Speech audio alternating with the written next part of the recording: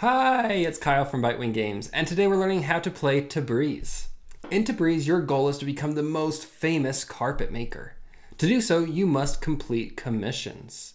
You will be sending 3 assistants throughout the bazaar, gathering resources to complete these commissions. The point of the game is to win, and you win by having the most points. Points are earned by completing commissions, moving along the skill track, and being the player that triggers the end of the game.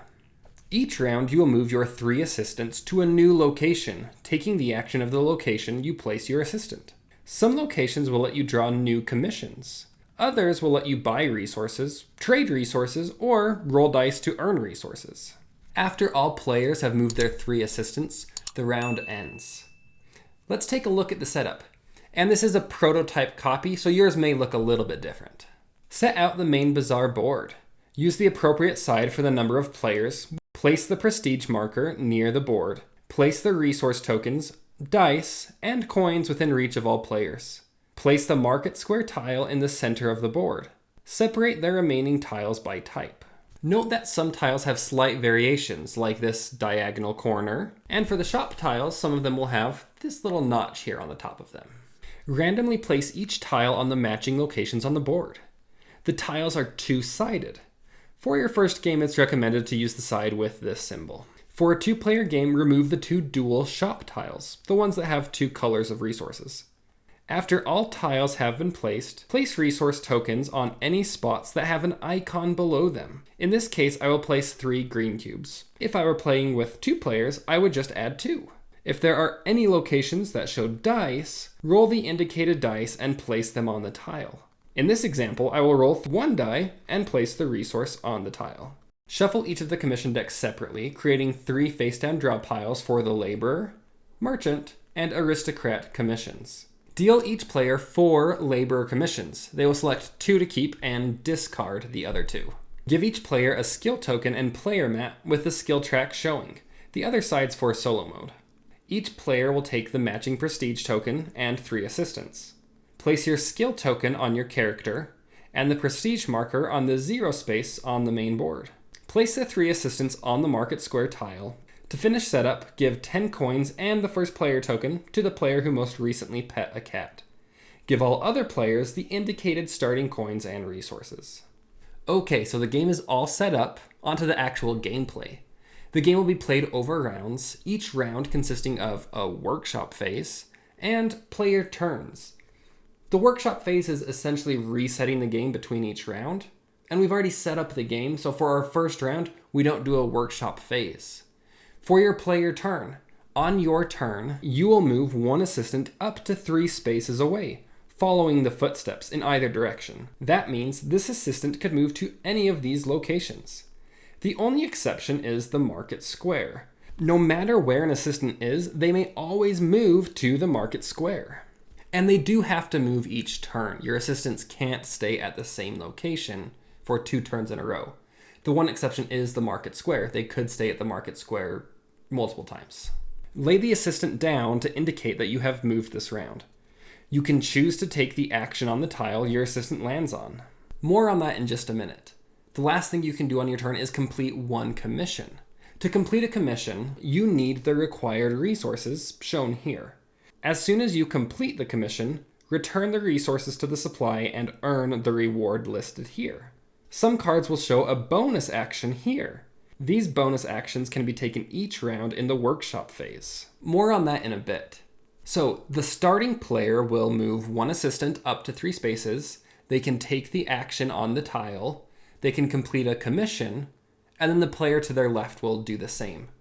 Turns will continue like that until each player has moved all 3 of their assistants. At this point, the round ends. Now it's time to do a workshop phase. Pass the first player token clockwise. Ready all assistants by standing them up. Take any workshop actions you have available to you. In this case, I gain 5 coins and earn a plant die resource. Next, restock tiles. Look at the upper right of each tile and restock the resources shown, stocking from left to right. If you fill a row, discard the remaining resources. But if there's an X icon, discard all remaining resources and all the resources on that row. that location has sold out for this round. An exception is this icon here. With this icon, this spot should always be filled. So anytime someone buys this or it is empty, fill it with a new resource. Finally, re-roll dice on any tiles, adding any resources as instructed on that particular tile. Each round you will take the workshop phase, followed by the player's turns. Let's look at a mid-game example. A round just ended. We set up for the next round by passing the first player token clockwise. We ready all assistants. I have completed these commissions, so I earn 5 coins and a green resource. We stock resources as shown on the tiles. We reroll the dice. I'm the first player, so I choose one of my assistants to move. I move this one 2 spaces to the plant dice shop. I spend 6 coins to take 3 resources, adding them to my player mat. And look at that! I now have the required resources to complete this commission. I return the resources to the supply, gain the rewards, and place my commission under my workshop bar with just the bottom row showing. The player to my left will do the same until all of us have moved all 3 of our assistants. So let's look at the nitty-gritties. What are the tiles and what do they do? The market square is where you will draw new commissions. And remember, an assistant can move here from anywhere on the board. When your assistant moves here, you can either draw 4 commissions and choose one to keep, or you can take 4 coins and just draw 1 card to keep.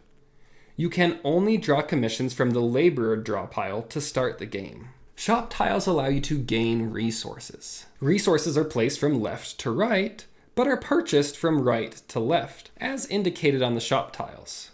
For this tile, you will pay 2 coins for 1 resource, 4 coins for 2, 6 for 3, and 7 for 4 or more. For this card, I will pay 1, 2, or 3 coins per resource. Remember, you must purchase from right to left, so it would cost me 5 coins to buy 2 greens.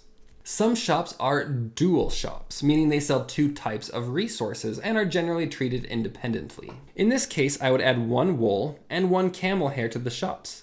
It is possible for the camel hairs to overfill, meaning I empty the camel hairs, but the wool is not affected. Some dual shops have separate pricing and separate resource rows. Others have shared pricing and resources. In this case, when restocking, restock a wool, then a camel hair. I could then pay 6 coins for 3 resources, again purchasing from right to left. Trader tiles let you guessed it, trade. If my assistant lands here, I can choose one of the 3 available trades. I could choose to trade a carmine die for 2 camel hair, and I could make this same trade 6 times, trading for a total of 12 camel hair. I can only choose 1 trade, so I couldn't also trade for wool. And trades are not reversible. You can't trade camel hair for carmine at this tile. Alley tiles are each unique. We'll just go over the 2 that are recommended for your first time.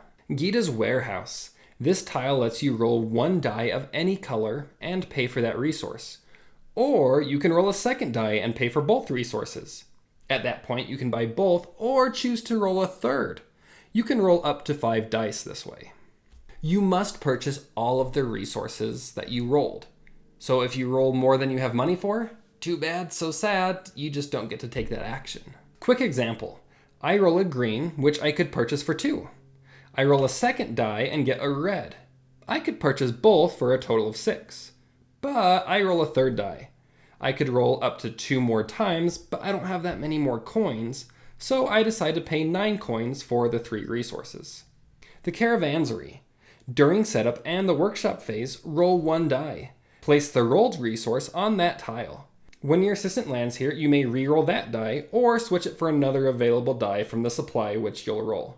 Again, place the rolled resource on the tile. You may collect all of the resources by paying the cost of the single most expensive resource. In this case, I would pay 4 coins to collect both resources. Faraday's Deals. During setup, roll the 3 black dice. During the workshop phase, re-roll the 3 dice on the tile. When your assistant lands here, you may re-roll one of the 3 dice, or you can switch one for another available die from the supply. If you want to purchase, you must purchase all 3 goods. You can't pick and choose. Okay, last thing, the skill track. Throughout the game, you can gain skill by completing commissions. Each time you earn skill, move your skill up your skill track. As you gain more skill, you will unlock new abilities. At skill level 2, you are able to draw merchant commissions. Immediately draw 2, keeping one in your hand and discarding the other. Next time you go to the market square, you can draw merchant or laborer commissions, or any combination of the two if you are drawing 4. The 4 skill level lets you move each of your assistants 4 places rather than 3. The 6 unlocks aristocrat commissions. Again, immediately draw 2, keeping one and discarding the other. The 8 allows you to keep 2 of the 4 commissions drawn when using the market square action. The 10 allows you to complete up to 2 commissions each turn. The 12 and the 14 will each give you 2 points. As soon as a player completes their 9th commission or reaches 14 on the score track, they will take the 2-point prestige marker. Finish off this round and then total up your points. Remember, points are scored from all of your completed commissions, from your skill track, and 2 points if you were the one that triggered the end of the game. The player with the most points wins. If there's a tie, the tied players will compare the number of coins and resources they have, each resource counting as 1 coin. The player with the most wins. If there's still a tie, the tied players share the victory. And now you know how to play Tabriz. If you have any questions, let me know in the comments below. Until next time.